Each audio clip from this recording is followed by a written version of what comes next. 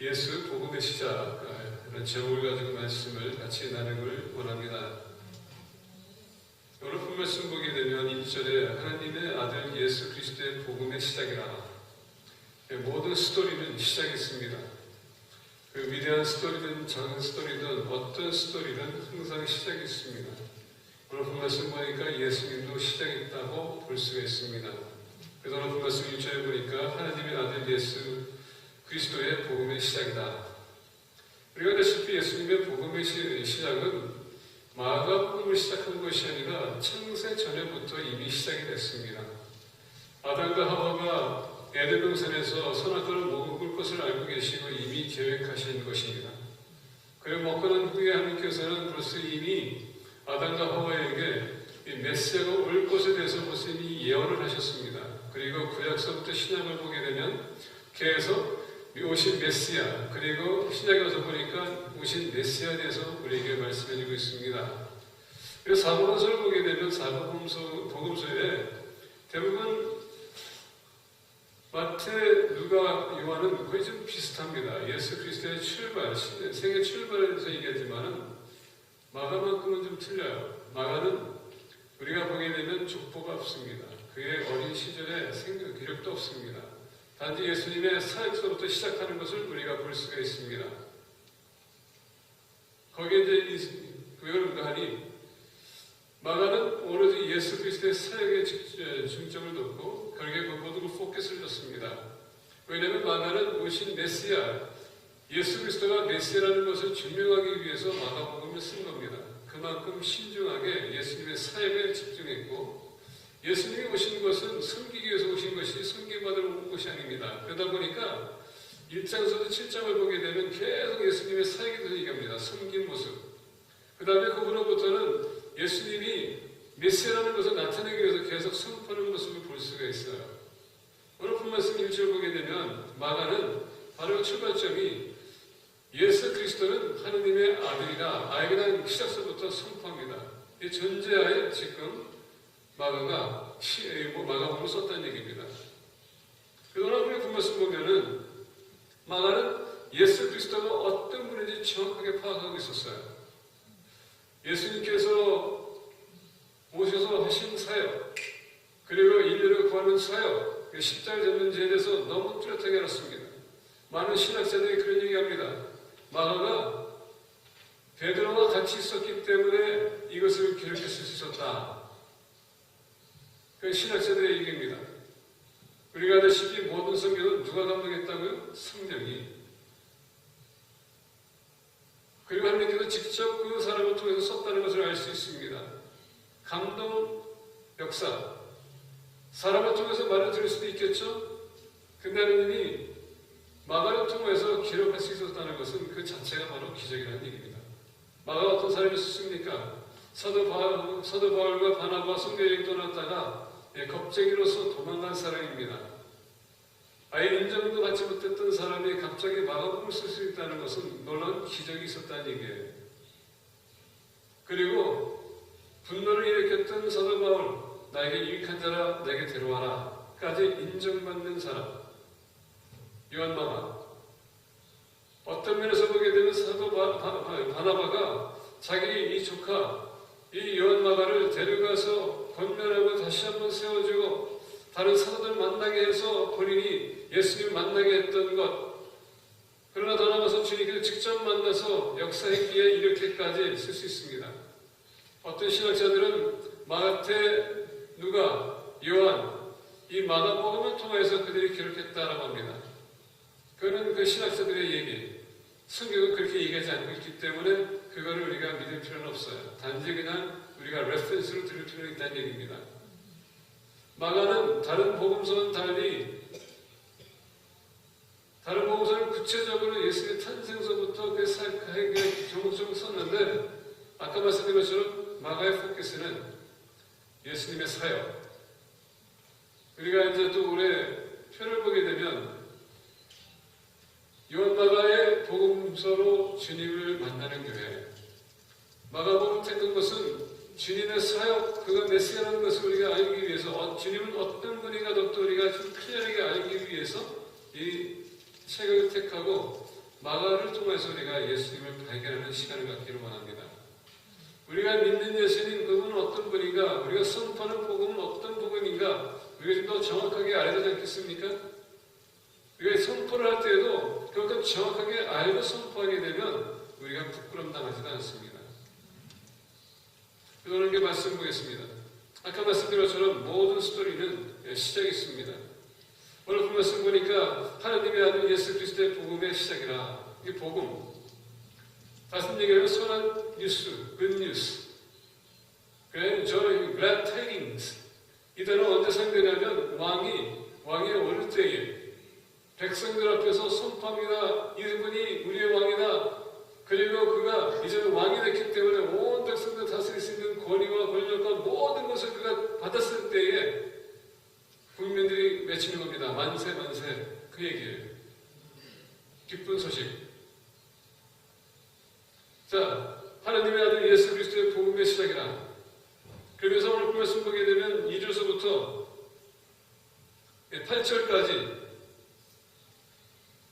왜 주님이 복음의 시작인지 증명이 되는 것입니다. 오늘 2절 보니까 얘기합니다. 선지자 이사야의 글에 보라. 내가 내 사자를 내 앞에 보내노니 그가 내 길을 준비하리라. 구약서부터 메시아가 올 것을 얘기하고 있습니다. 이미 하나님께서 아담과 하와가 죄를 범할 것을 알고 계셨고 구원계획을 세웠었고 세 분이 이제 정합니다. 누가 우리를 위해서 밟고 아들 성자가 내가 하겠습니다 하고 이미 창세전에 계획하셨던 것, 이것을 성취하기 위해서 구약을 보니까 그 메시아가 올 것이다 계속 얘기합니다. 첫 번째 기쁜 소식을 들었던 사람, 그리고 그 첫 번째 기쁜 소식, 그리고 이 메시아가 올 것을 들었던 분이 누굽니까? 바로 처음으로 최초의 죄를 범했던 아담과 하와, 그리고 하와를 통하여서 이 메시아가 올 것이라고 예언하십니다. 구약을 보게 되면 오실 메시아에 대해서 얘기하고요. 신약은 오실 메시아에 대해서 얘기하고 있습니다. 그래서 우리가 구약을 뺄 수도 없고 신약을 뺄 수도 없습니다. 서로가 이해하고 우리가 알기 위해서는 서로 구약과 신약이 필요한 것입니다. 오늘 그 말씀 보니까 이사야가 우리에게 소개되고 있습니다. 선지자 이사야의 글에 보라, 내가 내 사자를 내 앞에 보내노니 그가 내 길을 준비하리라. 준비할 사람이 필요하다는 얘기입니다. 복음이 시작하기 위해서 준비될 사람이 있는데 오늘 그 말씀 보니까 내 사자라고 소개하면서 그 사자가 누군가? 오늘 그 말씀 4절 보니까 침례 요한이 침례 요한을 우리에게 소개해주고 있습니다. 광야에 이르러 죄 사함을 받게 하는 회개의 침례를 전파하니, 지금 육신적인 회개가 아닌 치유가 아닌 죄사함이라고 했을 때, 우리가 죄를 범했을 때 여러분 감옥 들어가서 시간이 때우면 됩니다. 문제가 있어서 만약에 범죄를 지었는데 그건 만약에 거기서 이가 유죄나 그러면 돈을 내고 집으로 나올 수 있습니다. 근데 지금 주님께서 얘기하는 것은 그게 아니었어요. 더 심각한 문제가 있었다는 얘기입니다. 그 심각한 문제는 뭡니까? 왜 영적인 문제라는 얘기입니다. 아담과 하와가 죄를 범하고서 그들이 죽지 않았어요. 근데 영적으로는 하나님 앞에서 죽었다는 얘기예요. 주님이 오신 것은 우리에게 육신적인 편안을 주기 위해서가 아니라 영적으로 우리가 영생, 구원을 얻기 위해서 오셨다는 얘기입니다. 근데 우리가 이 세상 살아가면서 필요한 것을 주님께서 그의 나라와 그의 의를 구하면 채워주시겠다고 약속을 하셨습니다. 예수님 믿는 것은 내가 잘 살기 위해서, 내가 성공하기 위해서가 아니라 내 영혼이 잘 되기 위해서. 그게 주목적이었다는 얘기입니다. 저는 그 말씀 보게 되면 이 침례 요한이 보라, 내가 내 사자를 내 앞에 보내노니 그가 내 길을 준비하리라. 이 침례 요한이 길을 준비한다라고 합니다. 여러분 아시다시피 전에도 말씀드렸을 거예요. 이 내 길을 준비하는 자, 광야 외치는 자의 소리, 이 사람 누군가? 이 보낸 자는 왕이 오는 길을 준비하기 위해서 말을 선포하는 사람입니다. 근데 말만 선포하는 것이 아니라 그가 가는 지역마다 혹시나 왕이 올 때 방해물이 있으면 그 방해물을 제거하기 위해서 먼저 나가는 사람이 사자예요. 그래서 만약에 돌이 있다면 돌을 다 파내고 구덩이 있다면 다 채워놓고, 만약에 가는 데에 산이 있다면 산까지 가는 것이 원래 선지자, 이 사자가 하는 일이에요. 그래서 왕이 갈 때에 아무런 방해 받지 않고 이상 없이 무난하게 갈 수 있도록, 만약에 가다가 마차가 흔들리거나 왕이 쓰러지거나 넘어지거나 탄 말에서 인해서 떨어지게 되면 그 사자는 죽음입니다. 그 지옥을 갈 때 백성들도 마찬가지로 조용히 해야 돼요. 왜? 조용히 하려면 만약에 그 선을 피움으로써 가는데 행사가 방해됐다. 그러면 그 모든 사람들이 다 죽게 돼 있습니다. 그게 사자가 하는 일이에요. 그래서 우리가 사극 같은 거 보게 되면 왕이 절하면 어떻게 합니까? 다 절하는 것, 그게 바로 그 모습이에요. 오늘 말씀 보게 되면 사자의 역할이 바로 그거 있었다는 얘기예요. 그래서 이 왕이 목수집까지 갈 수 있는, 무사하게 방해 없이, 광대 외치는 자의 소리가 있어 이르되 너희는 주의 길을 준비하라, 그의 오실 길을 곧게 하라, 기록된 것과 같이 침례 요한이 그 일을 했다는 얘기입니다. 여러분, 마찬가지로 하나님께서 우리를 부르셨어요. 우리를 사도로 보냈다는 얘기입니다. 주님은 제자들에게 뭐라 했습니까? 내가 각시 그가 가고자 하는 것을 벌써 이미 제대로 보냈고, 어떻게 했습니까? 길을 예비하도록 보냈다는 얘기입니다. 그래서 어느 누구가 길을 예비해서 내가 주님 만난 것이고 여러분들이 주님 만난 것입니다. 이와 같이 주님께서 여러분들이 먼저 보내길 원하세요. 다른 사람도 마찬가지로 주님 만날 수 있도록. 주님 오신 목적이 뭐라고요? 영원 살림. 영원을 구하는 것이에요. 주님은 영원을 구하는 것은 뭡니까? 가장 핵심적이 바로 그겁니다. 영원 구하는 일. 그래서 지상명이 뭡니까? 가서 제자를 삼으라 그러지 않습니까?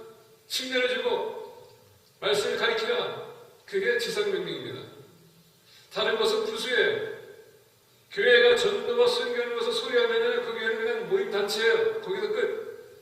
항상 우리가 그것을 기억해둬야 됩니다. 우리의 사업은 영원 구원. 포커스입니다. 오늘 본 말씀 보니까 침례 요한에서 우리 얘기합니다.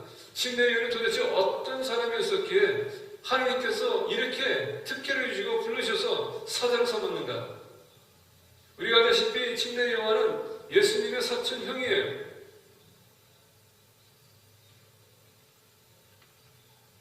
근데 침례 요한도 이렇게 보통 아이가 아니었습니다.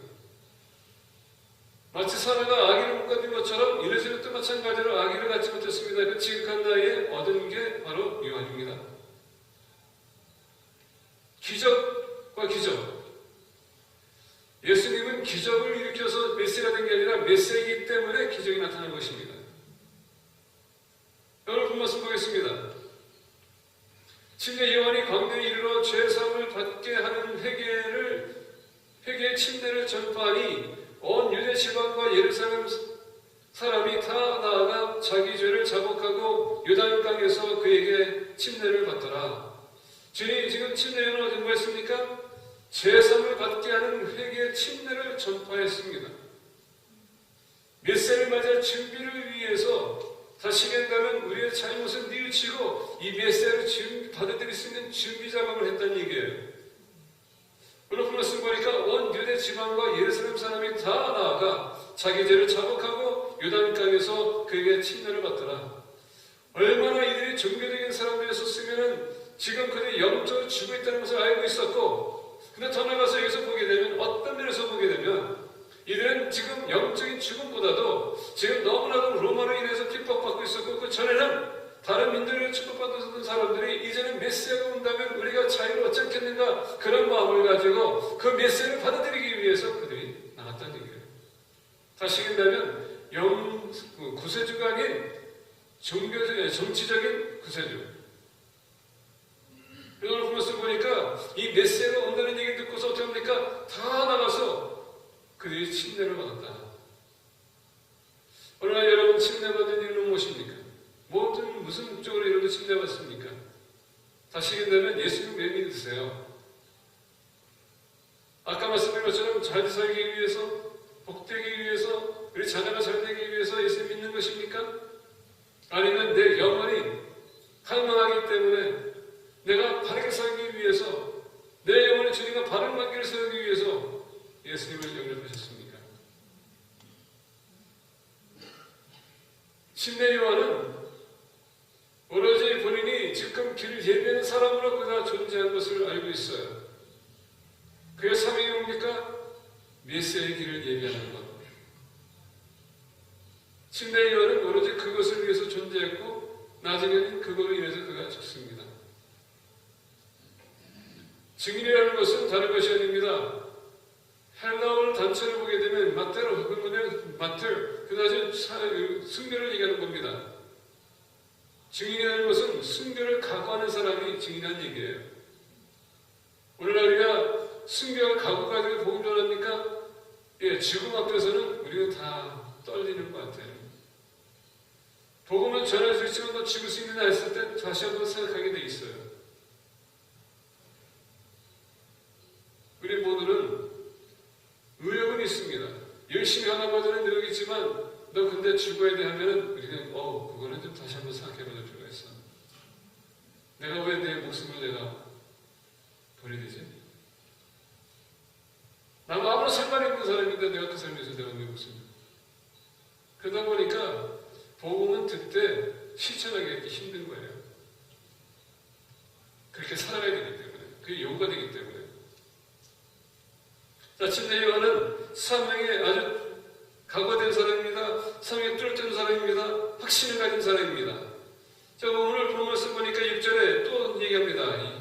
요한은 낙타털 옷을 입고 허리에 가죽띠를 띠고 메뚜기와 석청을 먹더라. 한번 상상해 보기 원합니다. 지금 만약에 여러분들이 지금 이 낙타 옷을 입고 가죽띠를 띠고 메뚜기와 석청을 먹는 것, 그런 사람이 여러분 앞에 나타났다면 여러분 어떻게 생각할까요? 이런 사람이 나타났다면 어떻게 생각할 거예요? 저 사람 단단히 미쳤네. 지금 간 거 아니야? 맛이 이상한 거 아니야? 근데 여러분, 우리는 예수 미치다는 거 아시죠?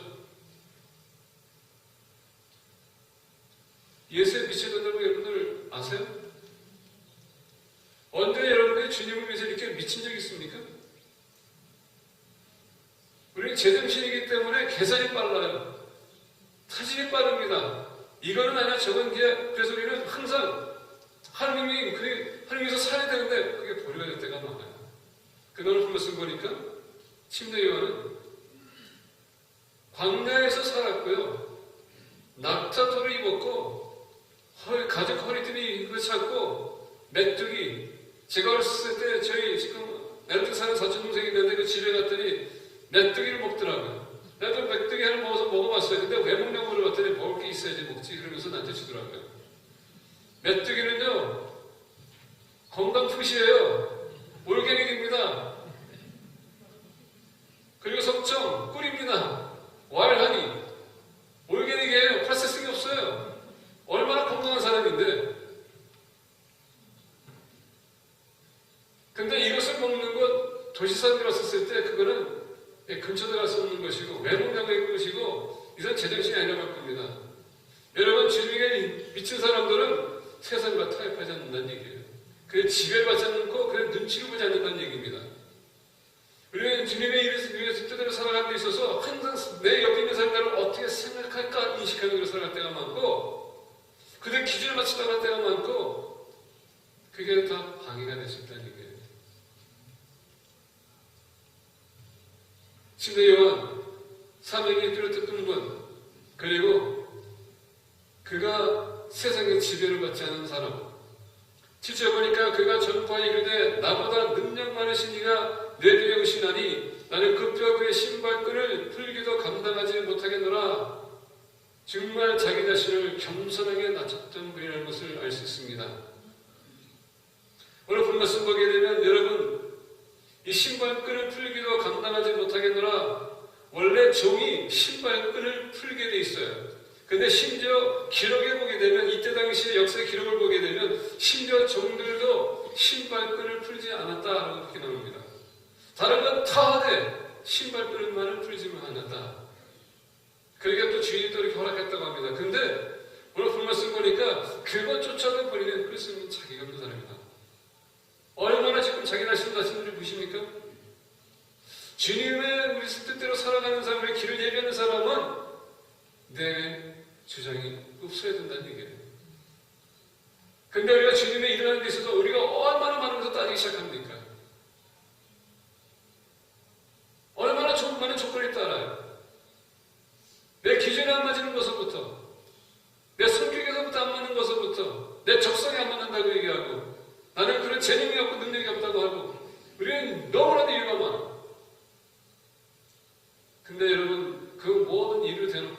언제 주님의 위에서 우리가 살 수 있겠습니까? 이게 이슈예요. 나는 너희에게 물로 침례를 베풀거니와 그는 너희에게 성령으로 침례를 베풀이라. 여기서 지금 침례 요한이 아주 정확하게 씌워진 겁니다. 나는 육신적인 사람이기 때문에 나는 나에게 주신 그 한계 속에서 나는 할 수 있지, 영적인 문제는 내가 할 수 없다. 물론 많은 사람들이 내가 그 영적인 뭔가를 할 수 있다고 생각하는 분들이 많은 것 같아요. 그건 하나님의 특권이에요. 그걸 넘어서서는 안 된다는 얘기입니다. 그래서 이단들 보세요. 본인들이 교주가 됩니다. 마치 본인들이 예수 믿다고 본인들이 신이라고 하는 사람들 얼마나 교만한지. 오늘 말씀 보니까 침례 요한은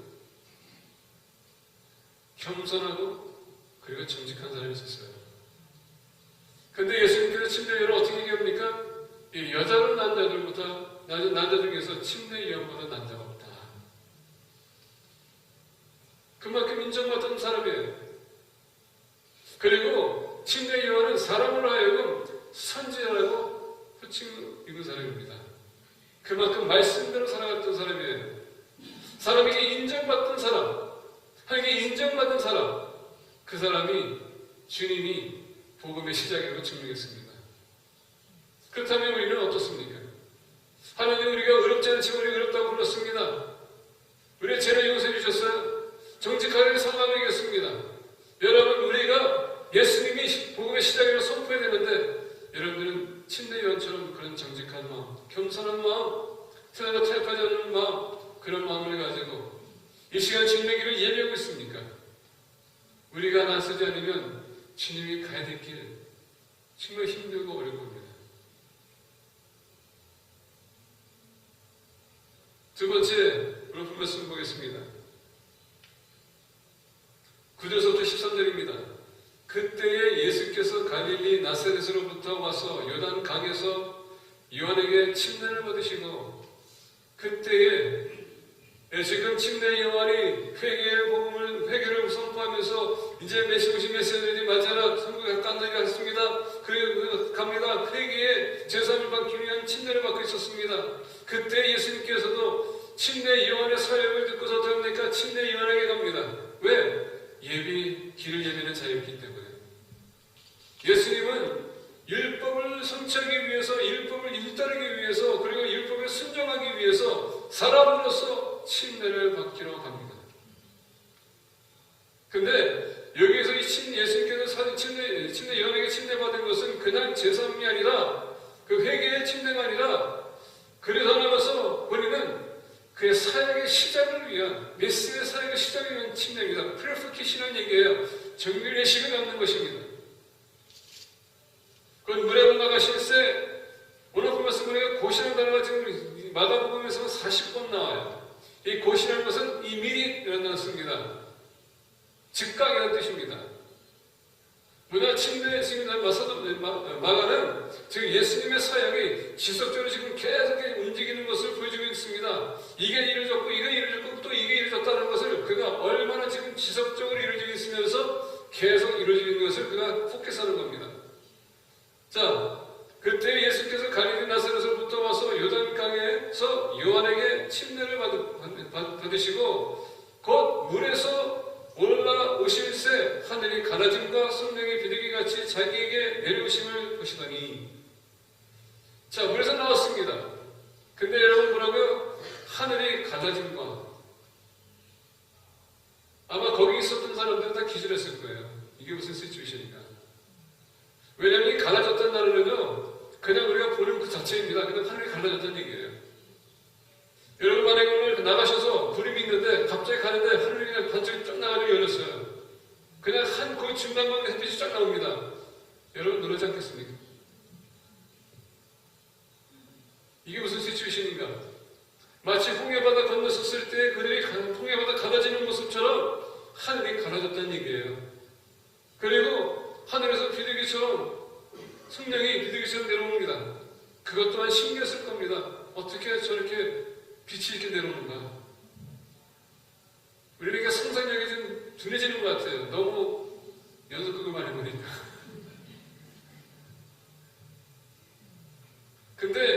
믿는 사람들은 너무 충격받는 겁니다. 어떻게 이런 시츄에이션이 생기는가?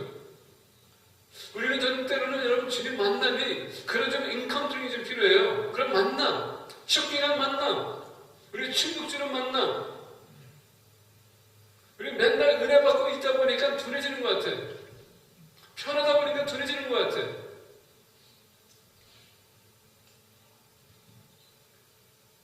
곧 물에서 올라오실 새 하늘이 갈라짐과 성령이 비둘기같이 자기에게 내려오심을 보시더니, 자, 성령이 대부분 신약에 가서 보니까 성령이 비둘기같이라는 단어가 좀 많이 반복이 되는데, 이건 뭐냐, 우리가 창세기 1장 2절을 하게 되면 태초에 하나님께서 어떻게 했습니까? 창조하시고 하나님의 영이 그 물 위에 덮었더라. 이게 바로 그 의미예요. 그리고 노아가 홍수가 나고 난 후에 비둘기 보냈더니 평화에 잠긴 하나님께서 약속하신 대로 땅이 나왔구나. 그래서 비둘기가 성령의 상징이에요. 비둘기가 내렸습니다. 하늘로부터 소리가 나기를, 자, 여러분 생각해보세요. 하늘문이 탁 열리면서 그 다음에 빛이 확 내려오는데 갑자기 음성이 나와요. 지금은 이제 다들 이제 기절 직전입니다. 어떻게 이런 상상해보세요. 예수님께서 있는데 지금 하늘문이 열리고 지금 비둘기 성령님께서 내려오십니다. 그래서 음성이 나오는데 저 같은 게 전혀 조용한 목소리 아닌 것 같아요. 주님이 말씀하시면 여러분 마치 천둥이 울리는 것처럼 말씀하신다거든요. 생각해봐요. 이 스피커를 막 꽝 틀어놓거든 한순간에 그냥 빵 터뜨리게 되면 갑자기 졸린 사람이 지실 소리가 일어나는 것처럼 쇼킹한 이벤트라는 얘기예요. 완전히 우리 두렵게 하는 그런 모습. 여기서 기록이 되어 있지 않지만 그 모든 사람들이 아마 엎드렸을 거예요. 다 죽었다. 오늘 말씀 보니까 이 메시지 예수님 하나님께서 아버지께서 얘기합니다. 하늘로부터 소리가 나기를 너는 내 사랑하는 아들이라 내가 너를 기뻐하노라 하시니라. 주님의 사역에 처음부터 우리에게 말씀해 주신 것은 예수님은 하나님의 아들일 것을 하나님 아버지께서도 말씀하셨다는 얘기예요. 복음의 시작은 진리 요한이 준비하고 선포하고 증명이 됐습니다. 그 오늘 말씀 보니까 성삼위이신 하나님께서 그것을 증명했다는 얘기예요. 예수님이 복음의 시작이라고. 아들이 있었습니다. 성령이 있었습니다. 아버지께서 말씀하십니다. 얼마나 쇼킹한가. 우리가 복음을 호락호락 받아들이는 게 아니라 신중하게 받아들여야 된다는 얘기예요. 왜? 우리의 영생이 달려있기 때문에. 조금 더 가겠습니다. 12절과 13절 보니까 성령이 곧 예수를 광야로 몰아내신지라 광야에서 40일을 계시면서 사탄에게 시험을 받으시며 들짐승과 함께 계시니 천사들이 수정들더라. 자, 이 12절 보니까 성령이 곧 예수를 광야로 몰아내신지라. 그래서 몰아내셨다는 것은 여러분 어떤 단어가 쓰냐면 예수님이 게네사렛 동네에 갔을 때 어떤 남자가 귀신 들지 않았습니까? 귀신을 쫓아냈다는 그 단어예요. 뭐냐면 예수님이 지금 침례받았습니다. 성령이 임했습니다. 아버지께서 선포했는데 그 동시에 성령이 지금 광야에 내드렸다는 얘기예요. 쫓아냈다는 얘기입니다. 왜? 메시아로서 사역하기 위해서 그가 완벽한 죄가 없어야 되기 때문에 인류를 구원하기 위해서는 죄가 없어야 되기 때문에 가장 적합한 시험자 사단에게 시험받으러 보냈다는 얘기입니다. 여러분 이것은 충격적인 말씀이거든요. 지금 주님이 100% 사랑이에요. 하나님이 지금 사랑입니다. 그때 사람이 받는 모든 유혹을 그가 받고 있었다는 얘기입니다. 그래서 오늘 말씀 보니까 심지어 사탄도 이제 공격하시지 않게 아버지께서 허락하셨다는 얘기예요. 그래서 오늘 말씀 보니까 광야를 몰아내시니라 쫓겨났다는 얘기예요. 이렇게 아버지께서 그 십자가를 지게 하기 위해서는 독특한 훈련과 냉정함을 보이겠다는 얘기입니다. 그래서 바로 전에는 내 사랑은 아들이라고 했는데 이 십자가의 사명을 감당하기 위해서는 기꺼이 하나님께서 아들을 보내셨다는 얘기예요. 여러분, 아버지가 얼마나 지금 아들을 보내면서도 그 배경에는 마음이 얼마나 아팠을까요? 13절 보니까 광야에서 40일을 계시면서 사탄에게 시험을 받으시며 들짐승과 함께 계시니 천사들이 수종 들더라. 자, 우리가 마태복음보나 누가복음보나 보게 되면 예수님께서 시험되는 것을 볼 수가 있어요. 주님께서 시험되는 데 있어서 어떻게 주님께서 시험을 이겨냈습니까? 말씀을 가지고 이겨내셨어요. 왜 주님께서 그렇게까지 시험을 들게 하고 사람도 마찬가지로 본인이 시험할 수 있다는 것을 알고 있었지만 예수님이 그렇게 호락호락 넘어가실 분이 아니라는 것도 알고 있었거든요. 아마 사단은 정말 괴로웠을 거예요. 이런 패배를 언제 사단이 겪었을까? 바로 욥도 똑같은 시험을 받았거든요. 근데 그 또한 욥도 사단에게 지지 않았어요. 우리가 주님을 닮아가야 된다고 하지만 여러분, 우리 욥이라는 믿음의 선배가 있습니다. 절대 우리가 미혹에 당해서는 안 된다는 얘기입니다. 근데 오늘 말씀 보니까 심지어 사단도 복음의 시작이 예수님이라는 것을 증명하고 있어요. 우리가 복음 사역하는 데 있어서 얼마나 많은 미혹이 오는지 아십니까? 사단은 강력하게 역사하십니다. 근데 확실하게 알 것은 성령님이 우리와 함께 하시기 때문에 우리를 보호하실 겁니다. 성령님이 우리를 보호하시지만 또 오늘 말씀 보니까 시험될 수 있도록 때로는 우리 밀고 나간다는 얘기입니다. 왜? 감당할 수 있기 때문에. 감당할 수 있기 때문에. 지금 여러분의 시험이 무엇입니까? 여러분 자녀가 될 수 있고, 여러분 남편이 될 수 있고, 아내가 될 수 있어요. 여러분 직장이 될 수 있고요. 내 중에 중독성이 있고요. 내 언어가 내 삶의 습관이 될 수 있습니다. 그게 장애가 될 수 있어요. 근데 여러분, 성령님께서는 도와줄 수 있습니다.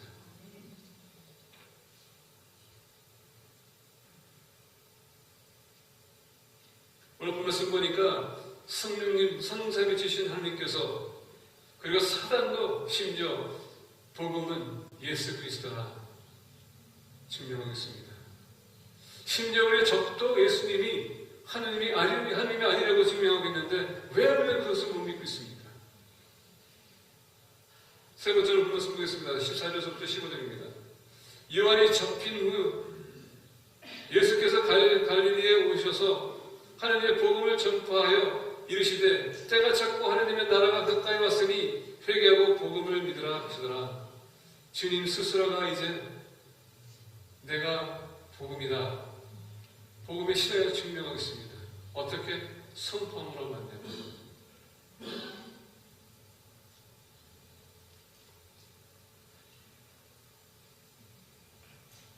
13절을 이렇게 보면서 14절과 15절을 이렇게 이어볼 때에 광야에서 40일을 계시면서 사탄에게 시험을 받으시며 바로 그 끝에 보니까 들짐승과 함께 계시니 천사들이 수종들더라.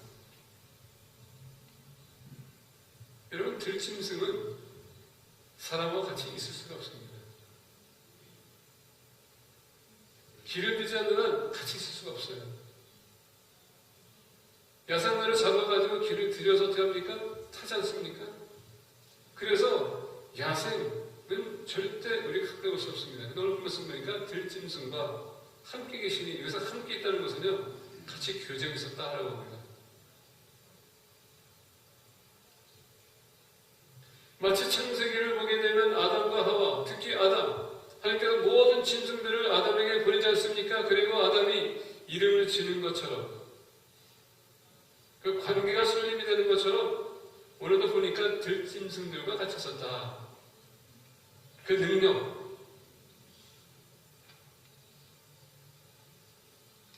전능하신 하나님이 지금 주님 안에 사람 그 능력이 있었다는 얘기예요. 심지어 짐승들도 예수님과 함께 있어도 그들이 안정감을 가졌다는 얘기입니다. 그리고 보니까 천사들도 마찬가지로 거기에 수종들더라. 천사들도 주님이 메시아고 하나님의 아들인 것을 알고 있었고 증명했다는 얘기예요. 이것을 풀 때 우리가 증거가 너무나도 많아요. 근데 주님은 거기서 멈추는 게 아니라 우리가 요한복음 1장을 보니까 태초에 말씀이 계셨다라고 합니다. 그 말씀이 하나님과 함께 계셔도 그 말씀이 곧 하나님이시다. 그 말씀이 육신이 되어 우리와 함께 하셨다. 그것을 오늘 말씀 보게 되면 일시대 때가 찼고 하나님의 나라가 가까이 왔으니 회개하고 복음을 믿으라 하시더라. 근데 오늘 말씀 보니까 14절에 요한이 잡힌 후에 예수께서 갈릴리에 오셔서 왜 예수님께서 갇힌 후에 나오셨을까? 왜 그 전에 안 하셨을까? 왜냐하면 침례 요한은 그 사역을 마쳐야 되고 그 후에 주님이 오셔야 되기 때문에 여러분의 사역을 마치게 되면 우리가 아다시피 우리가 다른 복음서 보면 요한이 왜 잡혔습니까? 그리고 요한이 그 감옥에서 죽었어요. 죽임을 당했습니다. 목이 날아갔어요. 왜?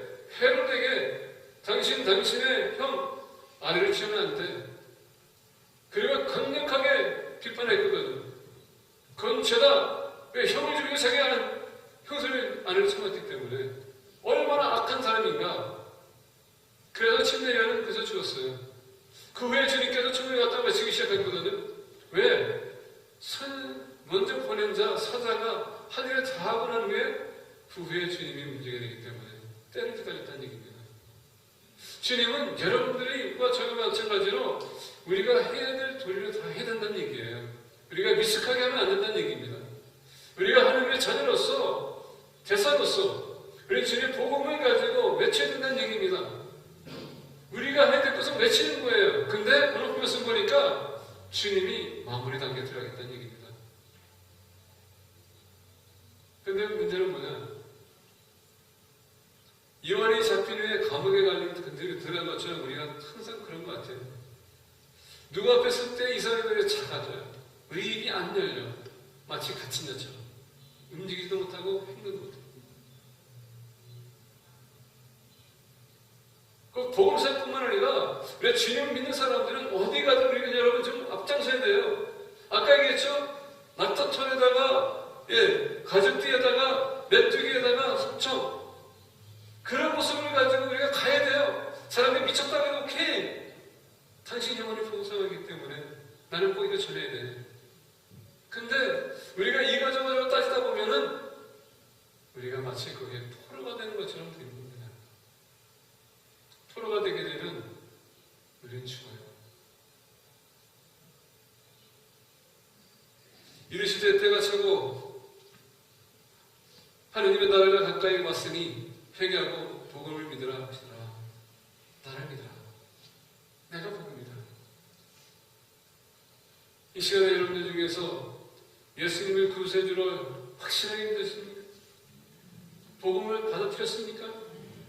확실합니까?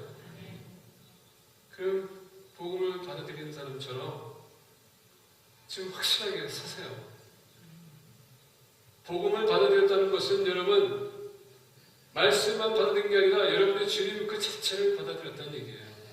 우리가 말씀 볼 때마다 주님을 보는 겁니다. 그분을 확신해야 돼요. 그리고 그분을 우리가 확신한다면, 안다면 내가 아는 것을 사람들에게 얘기해 줘야 돼요. 그게 하나님을 영원하게 하는 겁니다. 다른 것 다 부수해요. 우리가 존재하는 것은 하나님의 영광을 나타내기 위해서 존재하는 거 아닙니까? 근데 그 와중에 우리가 지금 뭔가 이렇게 오해하는 것 같아요. 예수님 영접하게 되면 내 삶이 잘 될 거야, 내 가정이 잘 될 거야, 내 비즈니스 잘 될 거야, 내가 건강해질 거야, 내가 무슨 뭡니까 에딕션에서 내가 행복될 거야, 자유할 거야, 문제가 해결될 거야. 여러분 그건 부수예요. 우리가 지금 주님을 영원롭게 하지 못하는 이유가 너무 우리의 삶에 포커스되어 있기 때문에 주님을 영원롭게 하지 못할 때가 많아요. 우리는 거기에 처하는 것 같아요. 그러다 보니까 주님이 우리가 함께하고 있음에도 불구하고 나 힘들어, 주님 나와 함께 하지 않는 것 같아, 이런 모습들, 나약한 모습들. 우리가 주님과 바른 관계하게 되면 주님께서 약속했습니다. 우리의 마음과 생각을 지키신다고 했습니다. 여러분 다른 거는 주님께서 알아서 지켜주세요. 내가 하나님이 영화롭게 할 거냐 안 할 거냐 그게 더 중요하다는 얘기입니다. 오늘 본 말씀은요 바로 겁니다. 주님은 여러분도 저를 사자로 먼저 보내시기 원하세요. 그 길을 예비하기 원하세요. 그렇게 하기 위해서 침례의 연처럼 선생과 타협해서 안 됩니다. 항상 겸손한 마음을 가져야 되고요. 내 위치를 알아야 돼요. 그리고 복음은 집니다. 그런 확신을 가지고 살아가는 모습을 축복합니다. 되겠습니다.